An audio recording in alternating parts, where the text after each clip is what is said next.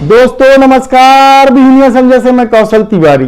छत्तीसगढ़ में प्रवर्तन निर्देशालय यानी ईडी की सक्रियता अचानक बढ़ गई है और कोयला परिवहन घोटाले को लेकर जिस तरीके से साक्ष्य ईडी को मिलने लगे हैं वह सत्ता के लिए परेशानी का सबब बन सकता है। ईडी लगातार आरोपियों की रिमांड बढ़ाते जा रही है। 3 आरोपी गिरफ्तार किए गए हैं। आईएएस समीर बिश्नोई, कोयला कारोबारी सुनील अग्रवाल और अधिवक्ता लक्ष्मीकांत तिवारी। इन तीनों से सघन पूछताछ जारी है और इस पूछताछ के आधार पर विभिन्न जगह छापेमारी करके साक्ष्य इकट्ठे किए जा रहे हैं। ईडी का दावा है कि समीर बिश्नोई के खिलाफ सूर्यकांत तिवारी गिरोह के लेन देन के भरपूर साक्ष्य उपलब्ध है और आगे भी किस तरीके से लेन देन हुआ है, किस तरीके से काले धन को सफेद किया गया है और किस तरीके से जमीन जायदाद सोना चांदी में इन्वेस्ट किया गया है।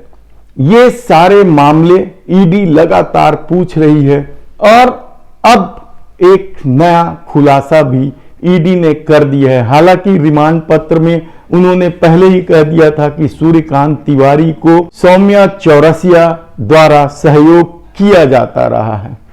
सौम्या चौरसिया मुख्यमंत्री भूपेश बघेल के सबसे करीबी अफसरों में गिने जाते हैं और ऐसी परिस्थिति में क्या ईडी की आंच सत्ता तक आएगी, राजनीतिक सरगर्मी और बढ़ जाएगी? इन सारे सवालों के बीच सबसे बड़ा सवाल तो यही है कि सूर्यकांत गिरोह की धमक और पहुंच हर सत्ता तक कैसे रही है?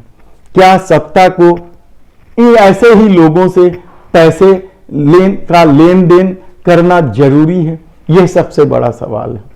और इन सारी परिस्थितियों के बीच ईडी जिस तरीके से एक एक कदम आगे बढ़ते जा रही है और जिस तरीके से छत्तीसगढ़ के मुख्यमंत्री भूपेश बघेल लगातार ईडी की धमक को लेकर या कार्रवाई को लेकर आरोप लगा रहे हैं, क्या आने वाले दिनों में यह सब कुछ सत्ता के पास चला जाएगा या सत्ता के गिरेबान को पकड़ लेगा? यह दूसरा सवाल है। लेकिन 500 करोड़ के इस कोयला परिवहन घोटाले का मुख्य आरोपी सूर्यकांत तिवारी अभी भी फरार है। उनकी तलाश ईडी ने तेज कर दी है और कहा जा रहा है कि उनकी तलाश में झारखंड सहित देश के कई राज्यों में तलाश की जा रही है, छापेमारी की जा रही है। लेकिन बहुत सारे लोगों का यह भी दावा है कि सूर्यकांत तिवारी विदेश चले गए हैं। ऐसी तमाम परिस्थितियों के बीच आईएएस समीर बिश्नोई का क्या होगा और क्या ईडी सौम्या चौरसिया को पूछताछ के लिए नोटिस जारी करेगी? यह एक सवाल जबरदस्त ढंग से राजनीतिक गलियारे में है। इसके अलावा आईएएस रानू साहू और उनके पति जेपी मौर्य को लेकर भी कई तरह के कयास लगाए जा रहे हैं और कहा जा रहा है कि दोनों को शीघ्र ही नोटिस दी जाएगी और गिरफ्तारी भी हो सकती है, क्योंकि इनके भी लेन देन सूर्यकांत तिवारी के साथ होने के साक्ष्य मिलने लगे हैं। ऐसी तमाम परिस्थितियों में आने वाले दिनों में छत्तीसगढ़ की राजनीति किस करवट बैठेगी यह कहना मुश्किल है। लेकिन ईडी लगातार रिमांड बढ़ाते जा रही है, उसे नए नए सबूत मिलने लगे हैं और कहा जाता है कि पांडुका में और एक फार्म हाउस में आसपास के लोगों से बातचीत करने के बाद यह तथ्य भी सामने आ गए हैं कि ये सारा कारोबार या ये सारा जमीन जायदाद रेणु साहू और उनके पति जेपी मौर्य के देख रेख में चल रहा था।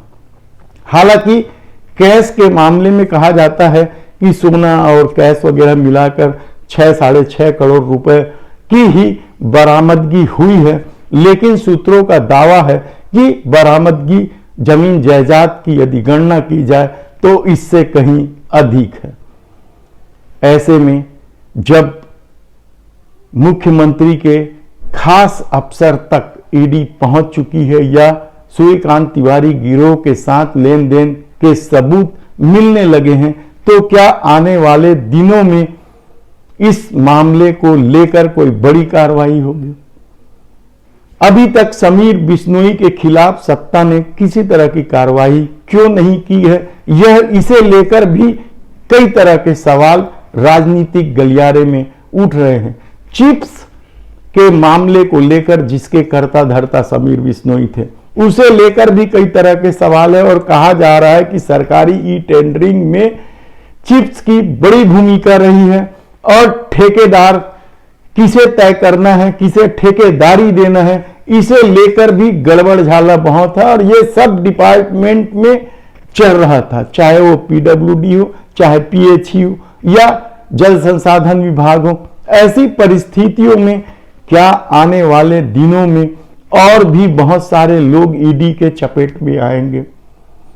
सवाल ये नहीं है कि ईडी राजनैतिक द्वेष से लेकर कार्रवाई कर रही है जो आरोप लग रहे हैं। सवाल तो ये है कि छत्तीसगढ़ में किस तरीके से सत्ता ने लूटमार मचा रखी है, इसे लेकर सबसे बड़ा सवाल उठ रहा है। और ऐसा नहीं है, सबसे ज्यादा भ्रष्ट सरकार के मामले में कहा जाता है कि वह डॉक्टर रमन सिंह की सरकार रही है। नान घोटाले को लेकर आज तक कुछ भी नहीं हुआ है। मामला कोर्ट, ईडी और दूसरी एजेंसियों की जांच के फेर में अटका पड़ा है और आरोपी सरेआम घूम रहे हैं या शिकंजों के बाहर है।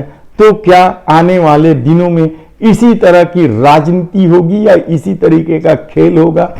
ऑपरेशन मूसा जिस तरीके से पूरे देश में चल रहा है, तो क्या ईडी की कार्रवाई उसी ऑपरेशन मूसा का अंग है? यह सवाल भी लोग उठा रहे हैं कि ऑपरेशन मूसा के तहत या तो खरीद लो या फिर कुचल डालो या फिर बदनाम कर डालो।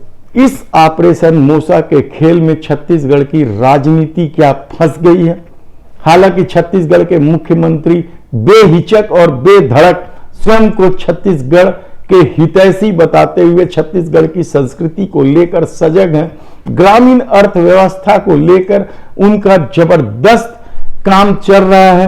किसानों को पूरे देश में सबसे ज्यादा पैसा दे रहे हैं, गोबर खरीदी वे कर रहे हैं, नरवा गरवा घुरवा बाड़ी जैसी महत्वाकांक्षी योजना लाकर ग्रामीण क्षेत्रों की आर्थिक स्थिति सुदृढ़ कर रहे हैं। तो दूसरी तरफ आत्मानंद अंग्रेजी माध्यम स्कूल खोलकर शिक्षा का स्तर ऊपर बढ़ाने की कोशिश कर रहे हैं। लेकिन इन सब के बीच यदि परिवहन घोटाला कोयला का चल रहा है, 500 करोड़ रुपए की बात सामने आ रही है, तो यह निश्चित रूप से छत्तीसगढ़ और छत्तीसगढ़ में बैठे प्रदेश सरकार के लिए चिंता की बात होनी चाहिए।